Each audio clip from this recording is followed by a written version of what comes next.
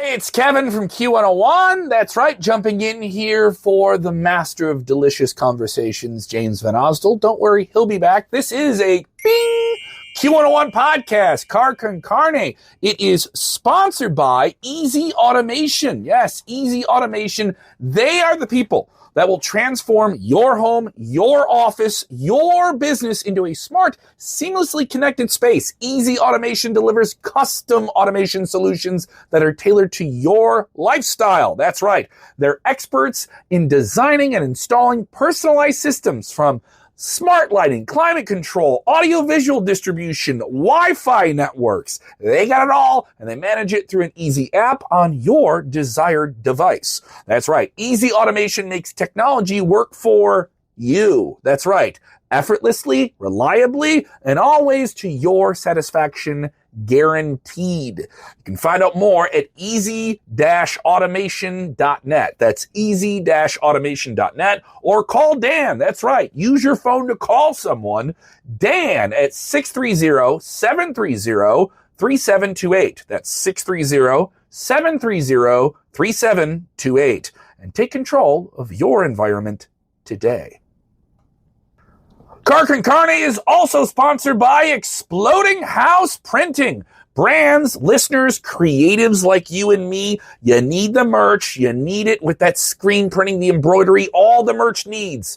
Exploding House. Yes, they are truly local, based in Hermosa, and they're focused on small businesses and creatives, so good chance that's me and you right now. Yeah, they've worked with Logan Arcade, Geno's East, Shure, Microphones, Dante's Pizzeria. I'm getting hungry reading this. Yes, Exploding House has been doing screen printing for decades, which means they have the technical expertise, yes, to make your stuff great. Exploding House delivers production, efficiency, and cost awareness to offer boutique print shop quality at a much lower, large print shop price. Yeah. Check out more. Find their work at Exploding House on Instagram or their website. Just email info@explodinghouseprinting.com. That's info@explodinghouseprinting.com. It's Car Con Carne. Let's eat in the car. It's Car Con Carne. And now here's the star of our show, James Van Osdol.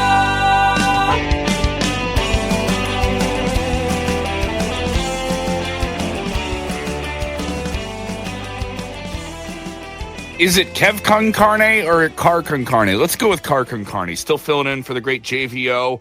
I'm Kev Kellam, a Q101 podcast. Yes, I'm here with Mr. Adam Burke. His new comedy special, Un-American, comes out. By the time you hear this, it will be out. And where can they get it, Adam? You can get it on Amazon and Apple. It's going to be available for rent or purchase on the 25th of November, and all the other streaming sites where you might get this. But yeah, mainly Apple and Amazon. You can get it. Thanks for having me. By the way, it's good to see you. Good to see you. You've heard me before. You and I have done some gigs doing the comedy around town. I think I first met you probably like 10, 15 years ago. It was Cole's open mic. You were hosting the open mic. And I remember you gave me what I thought was like a correction on me performing, but I was told no. You emphatically told me that, no, this is good, but you got to be aware of it. You told me I was louder than the sound system. That I was. This is Cole's, where the bar is kind of like open in the front, and it's always big nights. Wednesday night there, they have a beer deal, and the open mic would be in the back. But it would flow, and you told me I was the only person you had to turn the sound system down on, so that we didn't have to fight that. I thought, like, oh man, that means I'm just a yeller. I'm just a complete yeller. And why is Mr. Burke is telling me what I'm doing wrong? I'm trying to find an angle where you can't see how messy it is behind me, but screw it. It's the radio. It's the radio, yeah. They'll use some audio and video of this, so I'm giving you a heads up on it. So tell me about shooting this. You did this at the Den Theater, am I correct? Yes, Den Theater. It was taped last year, almost exactly a year ago. And yeah, we were in one of the smaller theaters in Den Theater, and we did it with Comedy Dynamics is releasing it, and a production company called Super Nice Guys put it together. So yeah, we recorded it. It was like 2 weeks after the election, I think. Oh wow, what a time to Yeah. get in there. Yeah. No, it was You, good. It was good. We had a fun time recording it. you're a very wise person. I don't think anyone that I know talks about you in comedy doesn't reference your intelligence and how Um, you have a lot of knowledge in the things you do, and you lay it out in comedy, but it doesn't like come off like I'm like it's I'm learning something, but I'm also like he's so biting and sharp at the same time. There's a well, that's balance. very nice of you. Thanks, Kev. Yeah. Thank you. I How appreciate do you that. hit that balance? Because you talk about like historical things and socioeconomic things I couldn't even fathom like trying to write a joke about. You write brilliant, like really good ones, and then can sneak in a good dirty line here and there. The way I think about it is, if indeed I do that, sometimes I'll talk to other comedians and they'll be like, you know, they'll ask, they'll say, "Do you think people will get this reference? Or if I say this, do you think people will know what this is?" Will this go over And their head? Yeah. yeah, will it go over people's head? And my take was always, you sort of want them to not know. Because if they don't know, then you have an opportunity to explain it, and in explaining it, you get an opportunity to write more jokes. All right. You know what I mean? So it's sort of like, like I have a bit where I sort of, I grew up in the north of Ireland, um, and I talk about what it was like growing up there. And like, just, as you get older, the audiences get younger, and a lot of them don't really know, about Ireland in the 70s and 80s. So that's an opportunity to, like, if you can explain it in a funny way, that's you get that's better for a comedian than if everybody just knows, you know. 100%. That's the way I look at it. Tell me about the experience you have with, like, obviously some people like, oh, I noticed your accent. I've talked to you about this before though in person, Yeah, but I just want to get this on. I've had this with you where people say, oh, well, you definitely are from maybe England or something like that. Or they say, yeah, do you get that? Do you get a lot of people talking to you about your accent and stuff like that a lot or no? yeah. I have a friend, CJ Sullivan, to this day insists that I'm Scottish. Yeah, people. Sometimes it's adorable because a couple will come up to you and it's Mhm. almost a fun game that they've been playing during the show. Mhm. And they'll be like, "I told you, I thought he was Irish. I thought it," and I'll tell them, and that's just a good way uh, for them to let me know that they haven't been listening to any of the jokes. They've just been trying to decide where I'm from. But yeah, it happens from time to time. That's one of the first notes I got too, because when I first started doing this 20 years ago, my accent was a bit thicker, Mhm. and I had gotten one of my first gigs was featuring um at Zany's, one of the Zany's suburban ones, and I was bombing so terribly, and the headliner, Tim Waltz, was like, "You should just address your accent up top. Just just just mention it, because," he goes, "if you don't mention it, they're gonna spend the rest of the show trying to figure out where you're from." So again, that's a great example of where, like, I've written, like, you know a dozen jokes about it, and it's just a way, if rather than just say I have an accent, or that sounds like this or it sounds like that, and you make a joke about it. So yeah, it comes up, and again, sometimes people are disappointed I'm not more exotic. They're disappointed I by never where got South African. which sounds wrong. It sounds much worse to say they're disappointed about where I'm from. Like Yeah, there's some yeah, other issues yeah, there. But it's yeah, more, no, yeah, I told him that he was this and that. Okay. yeah, yeah. But sometimes they'll, especially if you're Irish, the Irish are everywhere. You'll get a lot of, Yeah. you know, my grandparents is from so and so. But it's great. Yeah, I like it. Give me 1 second here. I'm gonna pop over and literally do a break on the radio. And Okay. they won't notice it, and I'll edit this out just so I'm ahead here. This is me getting I'm here gonna today. And here we go. Green Day from Oakland, California. Did you know that? They're from Oakland, not San Francisco. They will correct you. It's like when you meet someone and they say they're from Chicago, but they're from somewhere north of that. Don't do that. Don't be from Kenosha and then say you're from Chicago. We know better. Anyway, Lincoln Park. There we go. That gives me 10, 15 minutes to work with. All right. So the album, Un-American, you are in the political humor sphere. People can hear you on Wait, Don't Tell Me. Yeah. You have the authority to talk about these topics. I never feel like I can do politics in my jokes at all. But you're someone I can have a conversation with and be like, dude, he's so I wish he would run for Senate. Or something like that. So I don't know a lot about politics. I'm not like really a political guy. And it's funny you should say that. I know that sometimes it comes across people like, oh, he's a political guy. And I'm nowhere near as wonky as a lot of people are. I like talking about politics though, because I think politics is just human behavior writ large. Yes. Do you know what I mean? And I think it's what I find funny about politics is that sometimes they act like they're not us. You know what I mean? They act like they're doing something different than just having a petty work squabble. But it's like, no, you're like the rest of us, but you're just having it on the largest platform. That's why, people like, Mike Johnson, Speaker of the House, Mike Johnson is funny because he's such a Steve Carell character. Yeah, he looks like a character.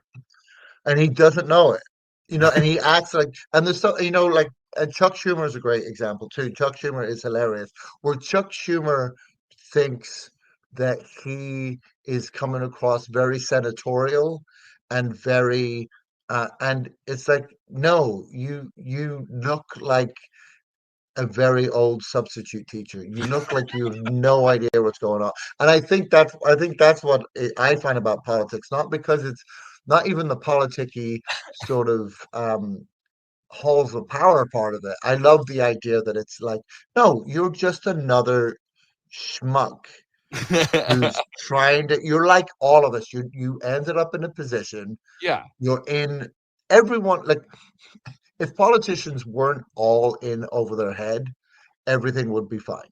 Yes. And nothing is ever fine because someone's got to do it, right? Yeah. And they don't, like, they have and that's too, like, they've read Robert's Rules of Order or whatever it is. Like, it's so funny to me when you watch, like, Senate hearing committees or like a committee on something, and they're literally talking about like cleaning the water. They're talking about feeding people, and when you watch it, it's 17 minutes of going, well, no, you don't get to speak yet. He gets to go there. And it's like, aren't we all dying? Couldn't we like speed this up? It's so great. I love the people who show up to like local government hearings and just point out that everybody's a fraud. And like, I love when they show up to like you'll see like clips of local government hearings and someone will show up and they'll be like, yeah, you say you're supposed to be balancing the budget, but your cousin Jerry still owes me $800 from that fishing trip we took. You know what I mean? I love it when they like know each other, and that's how government should be. Like the notion that we're putting these people on a pedestal, and it's like, how dare you speak to the senator like that? I have a new joke that I'm doing that is, I talk about the White House renovations. Mm-hmm. And people don't like how Trump is decorating the White House, and they say it's ugly. And I'm like, no, the White House should be ugly. Oh, why is it's that? our house. Because it's our house. It belongs to us. And have you seen our houses? Look at my house. Our houses are ugly as shit. I said there should be a live, laugh, love sign on the South Lawn. Like, it should nothing be, when visiting dignitaries come into the rotunda at the White House, they should be greeted by a big mouth Billy Bass that sings "Take Me to the River." Like that, it turns to them. It does that thing where it turns the wall. Yeah. It sings the national anthem as you walk. Yeah. People are like, this is the best country in the world. But yeah, that's how it should be. And it's like, Um, he's, it was so funny when Zelensky came and someone criticized him for not wearing a suit. And he's like, no, no, he's right. He's the only one of you in this room that looks like he works for a living. You know what I mean? He's got his like sweater on. He's got like combo. He's got those like military pants on with all the pockets, and it's like, yes, he's got nothing but Twizzlers in there, but that's fine. But he looks, but you guys in your suits, you all look like you're not working. You know what I mean? And it's like, and that's the thing too. We're like, obviously the government shutdown is terrible for people who don't get paid. That is awful. It's awful that people, had to uh it's awful that you had people who like work for the government in very important jobs were on like bread lines trying to like trying to get food for their kids. But did you notice a change in the demeanor or the comfort level of anyone who shut down the government? Did any of those people look like they were inconvenienced for 1 second? You've been out of work for 2 months. None of you look worried. Can you imagine if you took 2 months off from the radio, would you expect to be able to just rock back in? Like, how's it going, guys? No, no, Kev, not at all. where the heck were you, Kev? Yeah. Tell me about it. Oh, yeah. So, Un-American. You have a bit. I saw a clip of this. If some people are like, "Oh, they only have the attention span for clips," I don't work. We live in that space. Yeah, I have to listen to. Wait, how long is the video? I have that. So, and if you're with us on the podcast and you've been with us this long, wonderful. Look at you testing the limits of your attention span. I understand it. Sean Flannery used to have I was just real quick. Sean Flannery used to have a great bit about that where he said people will show you a YouTube video and they would go, "Don't worry, it gets good around the 40-second mark." Shout out Sean Flannery, Blackout Diaries. Check out their show. Yeah. Very, very funny. Friday nights at Lincoln Lodge. But you talk about the root name of America, and then it's based on this Italian person who last name is America. Amerigo Vespucci. I used to this was part of the joke that didn't make it in, like, because I'm fascinated by it all. But Amerigo Vespucci. It was a I can't remember. It was I think it was a Spanish cartographer. They'd found this big landmass. It's like, I got to call it something. So he had read these letters by this guy called Vespucci. We don't know for certain. This is what's great about history. We do not know for certain whether Amerigo Vespucci, the person who the country is named after, that the two continents are named after, we do not know for certain if he ever set foot on this continent. It's all based off of two letters. I say that weirdly, America is Amerigo Vespucci's Canadian girlfriend. But we don't know because it's 400 years ago. So it's just like I would love the notion that I love to think of him getting that news. By the way, Amerigo, do you know that there's this? I'm not responsible for it in any way, right? No. We just think your name sounds cool. Yeah. Isn't that nuts though? That is so. It is. That's again what I talk about. Where like Obama had a great line once where he said, they asked him about the show Veep. Great show. But they asked Obama once, and they were like, "How realistic is?" And they asked him, "What do they get right?" And he goes, "You would be surprised on the level of thought that some of these decisions are made." Like that's what he was saying. Or like sometimes really, really big decisions about the country get made, and it's like, it's also like, what? Sorry to keep talking about politics, but it's also like, I don't know if you noticed when they pushed through, I think it was the budget bill, but in the last minute, some senator had added a thing where like if a senator gets sued for something, they get paid $500,000 a day or something. Like it was so crazy, but it's just like they will put these amendments into bills and we never get to find out who put that amendment in. which is Like ridiculous. this, it's so crazy because it just goes because it's a 1,000-page document. Everyone tries to read it, and then by the time and then It gets good by the senators 40th won't. page, right? It gets What's good by that? the 40th. It gets That is so funny. Yeah, yeah, yeah. Senate bills should be TikTok videos. Yeah, if you can't do it in a TikTok video, we don't want to hear about Oh, we've fried our brains with too many choices. it. Yeah, yeah, yeah. Chuck Schumer should be sitting there on a TikTok going, "What do we think about the budget? Uh, If you what, can't what, explain what in do we 15 think about? seconds, I don't care. I have 85 other videos to watch today. Let me Yeah. know your thoughts, chat." You know?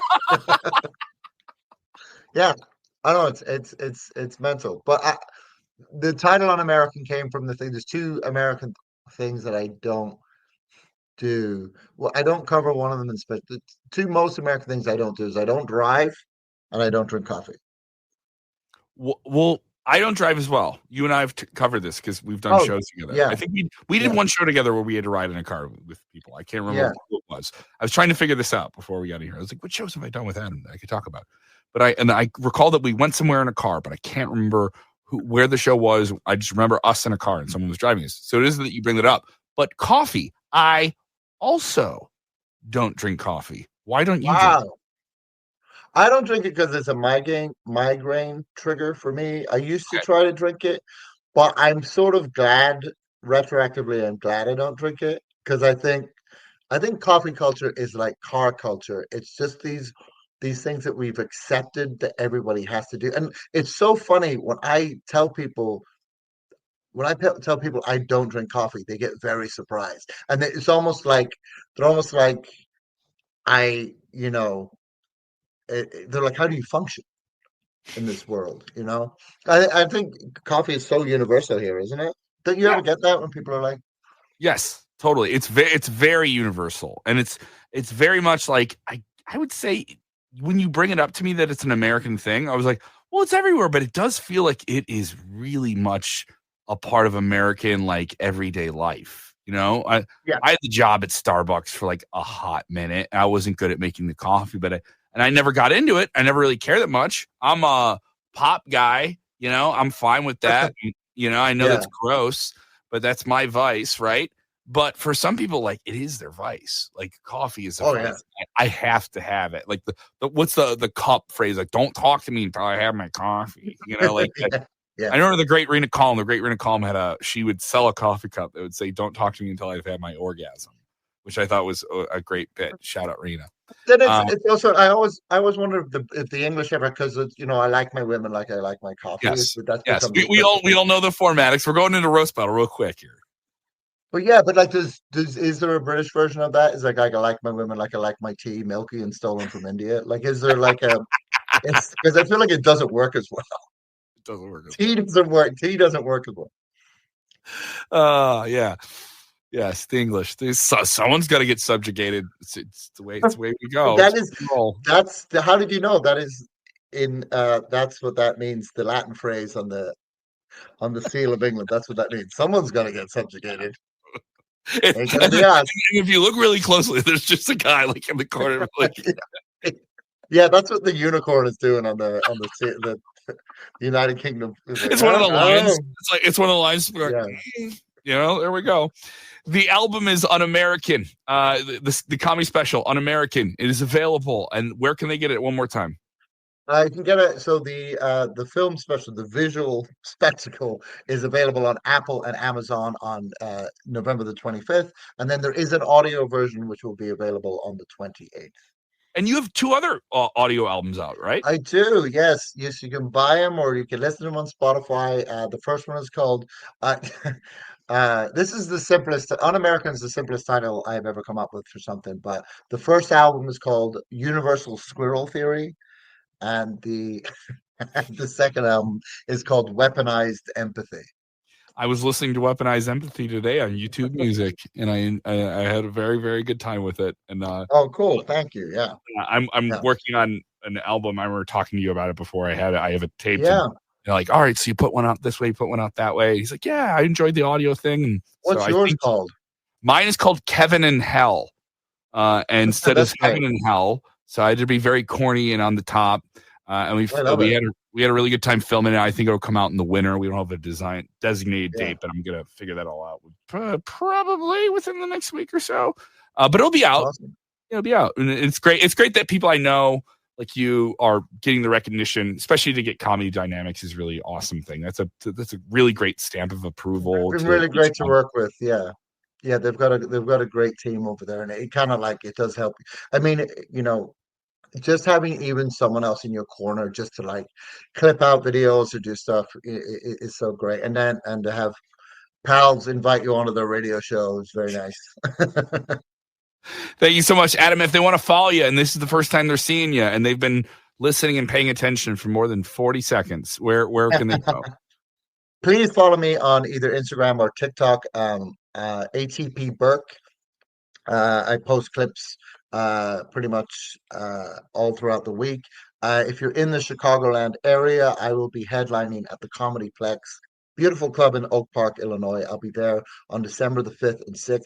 We'd love to sell that out. So if you know anyone who is a fan of wordy comedy, wordy precious comedy, no, send them along. It's a great club anyway, but I'll be there on December 5th and 6th at Comedy Plex in Oak Park. So please send them along there. Right off the green line. Right off the green line, right there. Right off the green line. Perfect. Great. I don't have to drive. Chipotle. Underneath the Chipotle. Don't have to drive. You can walk Underneath the Chipotle right off the green line. There you go. What more do you need, guys? Adam, thank you very much. I hope over the years I've regulated my volume in your presence, and I've done well by you. Thank you so much. I've known you a long time. You were part of the JBTV project years ago, so seeing you blossom that's a great another level like this is just fantastic, man. Take care, buddy. Cheers, mate. All the best. Take care. Thanks, man.